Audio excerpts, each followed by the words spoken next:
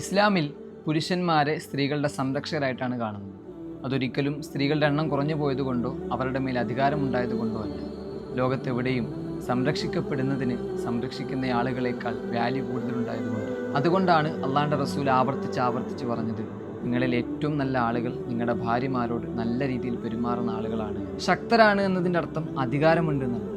നമ്മൾ സ്നേഹിക്കുന്ന ആളുടെ മേൽ മറ്റൊരാളുടെ ഒരു നോട്ടം പോലും പതിയരുത് എന്നുള്ള നമ്മുടെ പൊസസീവ്നെസ്സിനെയാണ് അങ്ങനെ പറയുന്നത്. ഇസ്ലാമിൽ ഗൈറ എന്ന് പറയുന്നൊരു പദമുണ്ട്.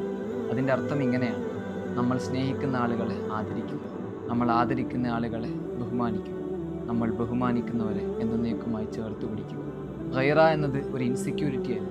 നമ്മൾ സ്നേഹിക്കുന്ന ആളുടെ മേൽ അതിയായ സ്നേഹം പ്രകടിപ്പിച്ച് അവരെല്ലാ കാലത്തും നമ്മോടൊപ്പം ചേർത്ത് നിർത്തുക എന്നതാണ് അതിൻ്റെ അർത്ഥം. സംരക്ഷിക്കപ്പെടുന്നത് അവരെണ്ണം കുറഞ്ഞു പോയത് കൊണ്ടല്ല, ഇസ്ലാമിൽ അത്രമാത്രം സ്ത്രീകൾക്ക് വാല്യൂസ് കൽപ്പിക്കുന്നത് കൊണ്ടാണ്. നാളെ ഖിയാമത്ത് നാളിൽ എല്ലാം ചോദിക്കുന്നതിനിടയിൽ ഇതും ചോദിക്കപ്പെടും. നമുക്ക് വേണ്ടി നമ്മുടെ പാതിയിൽ നിന്നും സൃഷ്ടിച്ച സ്ത്രീകളെ നമ്മൾ എത്രമാത്രം മനോഹരമായിട്ടാണ് സംരക്ഷിച്ചത്. അതുകൊണ്ട് ലോകം മുഴുവൻ സ്ത്രീയെ കച്ചവടച്ചരക്കാക്കിയപ്പോഴും അന്യന് കാണാനുള്ള പ്രദർശന വസ്തുവാക്കിയപ്പോഴും അവളെ ചേർത്ത് പിടിച്ചത് ഇസ്ലാം മാത്രമാണ്.